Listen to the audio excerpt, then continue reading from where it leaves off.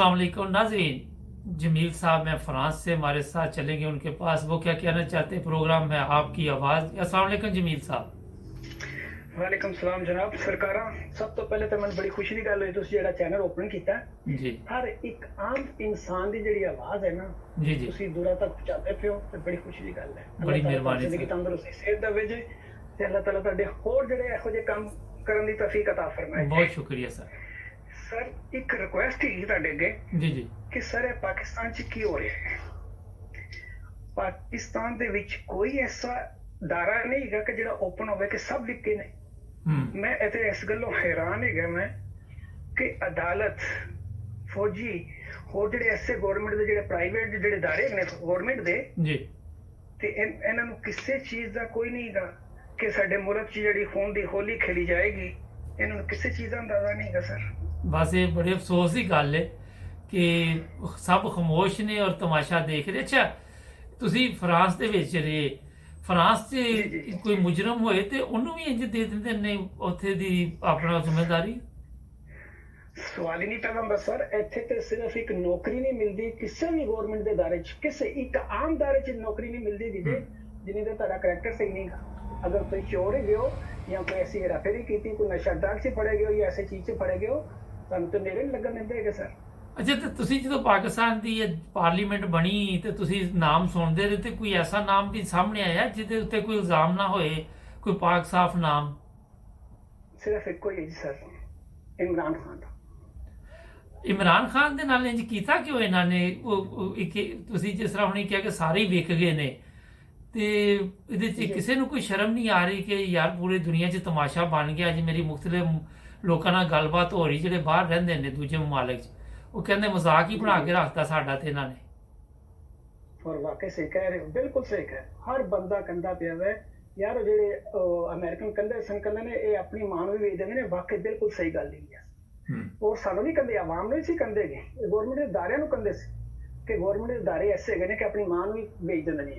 हुण एडी वड्डी जिहड़ी गल करे कोई बंदा फिर अपने नां दे उत्ते पाकिस्तान दा अगर बड़ी शर्म नाल नजर झुकदी कि नहीं झुकदी? अगर एक प्रेजिडेंट ऐसा इमरान खान आया है ਜਿਹੜਾ ਤੁਹਾਨੂੰ ਖੁਦ ਮੁਖਤਿਆਰ ਬਣਾਉਣਾ ਚਾਹੁੰਦਾ ਹੈ, ਕਿਸੇ ਗੁਲਾਮੀ ਦੀ ਜ਼ੰਜੀਰਾਂ ਤੋੜਨਾ ਚਾਹੁੰਦਾ ਹੈ, ਤੁਸੀਂ ਉਹਨੂੰ ਵੀ ਨਹੀਂ ਸਕੂਨ ਰਹਿਣ ਦਿੰਦੇ।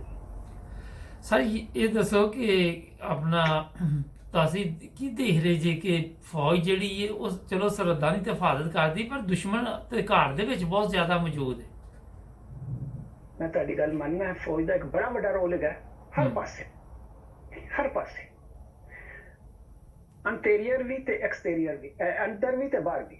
अगर फौज का हथ ना होंदा विच या होर दूजे दारां दा हथ ना होंदा, ये चोर आ सकदे सी? कदी भी नहीं आ सकदे, कदी नहीं आ सकदे ये चोर। और देखो सऊदी अरब दे विच जेहड़ा उन्होंने एक सारा ड्रामा करवाया है, ये उन्होंने किसी ने नहीं किया। आप बनाया ड्रामा कराया सारा कुछ, आप करा के देखा नहीं मरियम किवें हसदी पई सी मरियम। ਅੱਜ ਲੇਕਿਨ ਇਹ ਗੱਲ ਬੜੀ ਇੱਕ ਜਿਹੜੀ ਦੁਨੀਆ ਨੇ ਚੁੱਕੀ ਦੀ ਹੈ ਕਿ ਇਹਨੇ ਇਸ਼ਾਰਾ ਕੀਤਾ ਮਰੀਮ ਨੇ ਕਿ ਠੀਕ ਕੀਤਾ ਤੁਸੀਂ ਸਭ ਕੁਝ ਨਾ, ਹੱਸ ਕੇ ਇਸ਼ਾਰਾ ਕੀਤਾ। ਔਰ ਇਹ ਦੱਸੋ ਕਿ ਇਹ ਮਸਜਿਦ ਨਬਵੀ ਦੇ ਵਿੱਚ ਪਹਿਲੇ ਇੱਕ ਵਾਰੀ ਨਵਾਜ਼ ਸ਼ਰੀਫ ਗਿਆ ਤੇ ਉਹਦੇ ਹੱਕ 'ਚ ਵੀ ਨਾਰੇ ਲੱਗਣ ਦੇ ਸੀ ਤੇ ਉਦੋਂ ਬੇਹੁਰਮਤੀ ਨਹੀਂ ਹੋਈ? सही गल कह रहे हो, बिल्कुल सही कह रहे हो। सब तो पहली बड़ी गल मैं करांगा कि ये मस्जिद नबवी च नहीं सी, बाहर पार्किंग च हो रही सी जिहड़ी गल हरकत हुई ना, ये बाहर हुई है। नंबर 1, नंबर 2 ਤੇ ਜਿਹੜਾ ਇਹਨਾਂ ਨੇ ਇਹ ਕੁਝ ਚੁੱਕਿਆ ਨਾ ਹੁਣ ਇਸ ਲਈ ਕਿ ਜਿਹੜਾ ਕਰਦੇ ਪਏ ਨੇ ਬੰਦੇ ਫੜ ਕੇ ਅੰਦਰ ਦਿੰਦੇ ਪਏ ਨੇ, ਇਹ ਬਹੁਤ ਜ਼ਿਆਦਤੀ ਕਰਦੇ ਪਏ, ਬਹੁਤ ਹੀ ਜ਼ਿਆਦਾ ਜ਼ਿਆਦਤੀ ਕਰਦੇ। ਤੁਸੀਂ ਅੰਦਾਜ਼ਾ ਕਰੋ, ਮੇਰਾ ਇੱਕ ਦੋਸਤ ਹੈਗਾ ਤੁਰਕੀ, ਉਹ ਕਹਿੰਦਾ ਪਿਆ, ਕਹਿੰਦਾ ਪਾਕਿਸਤਾਨ ਨੂੰ ਹੋ ਕੀ ਗਿਆ, ਇੰਨਾ ਵਧੀਆ ਮੁਲਕ ਚੱਲਦਾ ਪਿਆ ਸੀ, ਤਰੱਕੀ ਦੇ ਉੱਤੇ ਹੈਗਾ ਸੀ। ਜਿਸ ਤਰ੍ਹਾਂ ਇਮਰਾਨ ਖਾਨ ਆਇਆ, ਕਹਿੰਦਾ ਇਹ ਨਾਲ ਦਾ ਤੁਹਾਨੂੰ ਦੁਨੀਆ ਤੇ ਕਦੀ ਨਹੀਂ ਇਹੋ ਜਿਹਾ ਪ੍ਰੈਜ਼ੀਡੈਂਟ ਤੁਹਾਨੂੰ ਮਿਲ ਸਕਦਾ ਪਾਕਿਸਤਾਨ ਦੇ ਵਿੱਚ, ਕੋਈ ਵੀ ਨਹੀਂ ਹੋਏਗਾ। ਸਭ ਚੋਰ ਹੈਗੇ ਨੇ। ਤੁਸੀਂ ਕਦੀ ਤੁਰਕੀ ਗਏ ਜੇ? ਸਰ ਤੁਰਕੀ ਤਾਂ ਗਿਆ ਨਹੀਂ, ਇੱਥੇ ਮੇਰੇ ਹਮਸਾਏ ਬਹੁਤ ਜ਼ਿਆਦਾ ਤੁਰਕੀ ਗਏ ਨੇ। ਨਹੀਂ, ਤੁਸੀਂ ਤੁਰਕੀ ਅਗਰ ਕਦੀ ਇਤਫਾਕ ਹੋਏ ਜਾ ਕੇ ਦੇਖੋ ਤੇ ਤੁਹਾਨੂੰ ਪਤਾ ਚੱਲ ਜਾਏਗਾ ਕਿ ਕਿੰਨੀ ਤਰੱਕੀ ਉਹਨੇ ਕੀਤੀ ਹੈ ਨਾ। ਸਹੀ ਗੱਲ ਕਹਿ ਰਹੇ ਹੋ, ਬਿਲਕੁਲ ਸਹੀ। ਇਸ ਲਈ ਪਤਾ ਲੀਡਰ ਦਾ ਕੀ ਰੇਟ ਜਾ ਰਿਹਾ ਜੇ ਆ, ਮਗਰ ਉਹ ਠੀਕ ਹੈ, ਉਹਨਾਂ ਦਾ ਥੋੜਾ ਜਿਹਾ ਪ੍ਰੋਬਲਮ ਬਣਿਆ ਵਾ ਪਿੱਛੇ ਜੇ, ਲੇਕਿਨ ਮੈਂ ਉਹਦੇ ਬਾਵਜੂਦ ਕਹਿੰਦਾ ਵਾਂ ਕਿ ਮੁਲਕ ਅੰਦਰੂਨੀ ਹਾਲਾਤ, ਬਿਜਲੀ, ਪਾਣੀ, ਸੜਕ ਹਰ ਜਗ੍ਹਾ ਤੇ ਦੇਖੀ ਗਈ ਉੱਥੇ ਨਾ। ਬਿਲਕੁਲ ਤੁਸੀਂ ਇੱਥੋਂ ਅੰਦਾਜ਼ਾ ਲਾਓ ਕਿ ਇੱਕ ਇਹਨਾਂ ਦਾ ਸ਼ਹਿਰ ਹੈਗਾ, ਕਹਿੰਦੇ ਨੇ ਉੱਥੇ ਬਿਜਲੀ ਦਾ ਬਿੱਲ ਹੀ ਨਹੀਂ ਆਉਂਦਾ, ਫ੍ਰੀ ਕੀ ਬਿਜਲੀ। ਅੱਛਾ, ਇਹ ਦੱਸੋ ਕਿ ਕੀ ਤੁਸੀਂ ਕਹਿਣਾ ਚਾਹੋਗੇ ਹੁਣ ਐਂਡ ਦੇ ਉੱਤੇ? ਤੁਹਾਡਾ ਮੈਸੇਜ ਆਇਆ ਸੀ ਤੇ ਮੈਂ ਕਿਹਾ ਤੁਸੀਂ ਆਪ ਹੀ ਕੁਝ ਕਹਾਂਗਾ ਜੀ। ਐਂਡ ਤੇ ਇਹ ਗੱਲ ਕਵਾਂਗਾ, ਜਿਤਨੇ ਵੀ ਗਵਰਨਮੈਂਟ ਦੇ ਅਦਾਰੇ ਨੇ ਇਹਨਾਂ ਨੂੰ ਅੱਖਾਂ ਖੋਲਣੀਆਂ ਚਾਹੀਦੀਆਂ, ਨਹੀਂ ਤੇ ਹੁਣ ਦੀ ਹੋਲੀ ਖੇਲੀ ਜਾਏਗੀ। ਅਗਰ ਇਹ ਕਹਿੰਦੇ ਨੇ ਕਿ ਖਾਲੀ ਇਮਰਾਨ ਖਾਨ ਨੂੰ ਜੇਲ੍ਹ ਚ ਕਰਕੇ ਇਹਦੇ ਸਾਰੇ ਬੰਦਿਆਂ ਨੂੰ ਫੜ ਧੜ ਕਰ ਲਾਂਗੇ, ਇਹ ਕੰਮ ਨਹੀਂ ਚੱਲਣਾ। ਇਹ ਕੰਮ ਪਿਆਰ ਮੁਹੱਬਤ ਨਾਲ ਚੱਲਣਾ ਹੈ ਤੇ ਬਿਹਤਰ ਹੈ ਇਲੈਕਸ਼ਨ ਦੀ ਤਰਫ ਆਣ ਤੇ ਸਭ ਤੋਂ ਵਧੀਆ ਰਹੇਗਾ। ਅਗਰ ਮੁਲਕ ਨੂੰ ਬਚਾਉਣਾ ਨਹੀਂ ਇਲੈਕਸ਼ਨ ਦੀ, ਪਰ ਇਲੈਕਸ਼ਨ ਵੱਲੋਂ ਕਿਸ ਤਰ੍ਹਾਂ ਸਾਰਾਣ ਸੂ ਤੇ ਸਾਰਿਆਂ ਦੇ ਉੱਤੇ ਇਲਜ਼ਾਮ ਨੇ, ਚੋਰ ਚੱਕੇ ਨੇ ਸਾਰੇ, ਉਹ ਕਿਸ ਤਰ੍ਹਾਂ ਇਲੈਕਸ਼ਨ ਦੀ, ਜੇ ਉਹਨਾਂ ਨੇ ਇੰਜੀ ਕਬਜ਼ਾ ਕਰ ਲਿਆ ਗਵਰਨਮੈਂਟ ਤੇ, ਹਰ ਚੀਜ਼ ਦੇ ਉੱਤੇ ਉਹਨਾਂ ਦਾ ਕਬਜ਼ਾ ਹੈ ਇਸ ਟਾਈਮ। ਜਿਹੜੀ ਰਾਇਆ ਵਿਚਾਰੀ ਉਹ ਇੰਨੇ ਜੋਗੀ ਤੇ ਹੈ ਹੀ ਨਹੀਂ ਕਿ ਉਹ ਕੁਝ ਹੱਲ ਕਰ ਸਕੇ, ਤੇ ਕਿ ਜਦੋਂ ਉਹਨਾਂ ਨੂੰ ਸਭ ਕੁਝ ਉਂਝ ਹੀ ਮਿਲਣ ਡਿਆ ਤੇ ਉਹ ਇਲੈਕਸ਼ਨ ਕਰ ਲਈ ਕਰਵਾਉਣ। ਤੁਹਾਡੀ ਗੱਲ ਬਜਾਏ, ਲੇਕਿਨ ਜਿਹੜੇ ਲਿਆਉਣ ਵਾਲੇ ਸੀ, ਜਿਸ ਤਰ੍ਹਾਂ ਹੁਣ ਆਵਾਮ ਨਿਕਲੀ, ਆਵਾਮ ਇਮਰਾਨ ਖਾਨ ਦੇ ਨਾਲ ਹੀ ਗਈ ਹੈ, ਕਮ ਸੇ ਕਮ ਹੁਣ ਇਹਨਾਂ ਨੂੰ ਸੋਚਣਾ ਚਾਹੀਦਾ ਹੈਗਾ। ਅਗਰ ਉਹ ਚੋਰ ਚੱਕੇ, ਅਗਰ ਮੈਂ ਤੇ ਹੈਰਾਨ ਹਾਂ ਪਾਕਿਸਤਾਨ ਦੇ ਉੱਤੇ ਕਿ ਇਹਨਾਂ ਦੇ ਉੱਤੇ ਇੰਨੇ ਕੇਸ ਹੋਏ ਨੇ, ਫਿਰ ਵੀ ਇਹਨਾਂ ਨੂੰ ਇਲੈਕਸ਼ਨ ਦੀਆਂ ਸੀਟਾਂ ਮਿਲਦੀਆਂ ਨੇ, ਫਿਰ ਵੀ ਇਹਨਾਂ ਨੂੰ ਵੋਟ ਮਿਲਦੇ ਨੇ, ਫਿਰ ਵੀ ਸਾਰਾ ਕੁਝ ਹੁੰਦਾ ਨੇ। ਇਹਨਾਂ ਕੋਲ ਸਾਰਾ ਕੁਝ ਪੈਸਾ ਹੋਣ ਦੇ ਬਾਵਜੂਦ ਅਗਲੇ ਖਵਾਉਂਦੇ ਨੇ, ਅਗਲੇ ਦਾਰੇ ਵਿਕਦੇ ਨੇ। ਇਹ ਨਹੀਂ, ਸਭ ਚੱਲਦਾ ਰਹੇ। ਸਾਰੇ ਇਲੈਕਸ਼ਨ ਹੋ ਵੀ ਜਾਏ, ਉਹਦੇ 'ਚ ਵੀ ਧਾਂਦਲੀ ਹੋ ਜਾਏਗੀ, ਧਾਂਦਲੀ ਨਾਲ ਜਿਤਾ ਦੇਣਗੇ, ਫਿਰ ਕੀ ਕਰੋਗੇ? ਤੇ ਜਿਹੜੀਆਂ ਮਸ਼ੀਨਾਂ ਇਮਰਾਨ ਖਾਨ ਨੇ ਕੱਢੀਆਂ ਨੇ, ਨਹੀਂ ਉਹ ਨਹੀਂ ਨਾ ਚਲਾਉਣੀਆਂ ਚਾਹੁੰਦੇ, ਮਸ਼ੀਨਾਂ ਤੇ ਚਲਾਉਣੀਆਂ ਨਹੀਂ ਚਾਹੁੰਦੇ, ਉਹ ਤੇ ਤੁਹਾਡਾ ਵੀ ਵੋਟ ਖਤਮ ਕਰਨਾ ਚਾਹੁੰਦੇ ਜਿਹੜੇ ਦੂਜੇ ਮੁਲਕਾਂ 'ਚ ਨੇ। ਤੇ ਫਿਰ ਤੇ ਜ਼ਿਆਦਤੀ ਹੋ ਰਹੀ ਪਾਕਿਸਤਾਨ ਦੇ ਨਾਲ, ਬਹੁਤ ਜ਼ਿਆਦਾ ਜ਼ਿਆਦਤੀ ਹੋ ਰਹੀ ਹੈ। ਉਹ ਤੇ ਆਪਣੀ ਮਰਜ਼ੀ ਦਾ ਇਲੈਕਸ਼ਨ ਕਰਾਉਣਗੇ, ਜਿਹਦੇ ਵਿੱਚ ਉਹ ਤੇ ਅੱਜ ਦੀ ਖਬਰ ਹੈ ਕਿ ਪੀਪਲਸ ਪਾਰਟੀ ਤੇ ਨੂਨ ਲੀਗ ਮਿਲ ਕੇ ਇਲੈਕਸ਼ਨ ਲੜਨਗੇ ਹੁਣ। ਸਰ ਬੇਸ਼ੱਕ ਦੀ ਸਾਰੇ ਮਿਲ ਕੇ ਲੜ ਲੈਣ, ਲੇਕਿਨ ਇਸ ਲਈ ਆਵਾਮ ਦਾ ਜਿਹੜਾ ਜੋਸ਼ ਹੈ ਨਾ, ਉਹ ਇਮਰਾਨ ਖਾਨ ਦੇ ਹੱਕ 'ਚ ਹੈ। ਹੋਰ ਮੈਨੂੰ ਲੋਕੀ ਕਹਿੰਦੇ ਨੇ ਨਾ, ਸਿਰਫ ਇਹ ਜਿਹੜਾ ਅਗਰ ਸਾਲ ਟੱਪ ਵੀ ਗਿਆ ਤਾਂ ਜੋਸ਼ ਟੁੱਟ ਜਾਏਗਾ, ਮਨ ਉਮੀਦ ਨਹੀਂ ਕਿ ਜੋਸ਼ ਟੁੱਟੇ। ਜਿਹੜੇ ਤੇ ਆਵਾਮ ਨੂੰ ਸੂਝ-ਬੂਝ ਆ ਗਈ ਹੈ, ਆਵਾਮ ਨੂੰ ਪਤਾ ਚੱਲ ਗਿਆ FATF ਕੀ ਹੁੰਦਾ ਹੈ, ਹਰ ਚੀਜ਼ ਕੀ ਹੁੰਦੀ ਹੈ, ਆਵਾਮ ਨੂੰ ਤੇ ਅਨਪੜ੍ਹ ਤੋਂ ਅਨਪੜ੍ਹ ਬੰਦੇ ਨੂੰ ਪਤਾ ਚੱਲਦਾ। ਹੁਣ ਦੇਖੋ ਮਹਿੰਗਾਈ ਕਿਤਨੀ ਜ਼ਿਆਦਾ ਹੋ ਗਈ ਹੈ, ਇਮਰਾਨ ਖਾਨ ਦੇ ਜਾਣ ਤੋਂ ਬਾਅਦ ਦੇਖੋ ਕਿਤਨੀ ਮਹਿੰਗਾਈ ਹੋ ਗਈ। ਹਾਂ, ਲੇਕਿਨ ਉਹ ਤੇ ਸੋਸ਼ਲ ਮੀਡੀਆ ਤੇ ਹੁਣ ਉਹ ਜਿਹੜੇ ਪਟਵਾਰੀ ਸੀ, ਉਹ ਜਿਹੜੇ ਬਿਕਾਰੀ ਸੀ, ਉਹ ਤੇ ਆਂਦੇ ਨਹੀਂ ਪਏ ਸੋਸ਼ਲ ਮੀਡੀਆ ਤੇ, ਇਸ ਬਾਰੇ 'ਚ ਗੱਲ ਹੀ ਨਹੀਂ ਕਰਦੇ ਮਹਿੰਗਾਈ ਦੀ।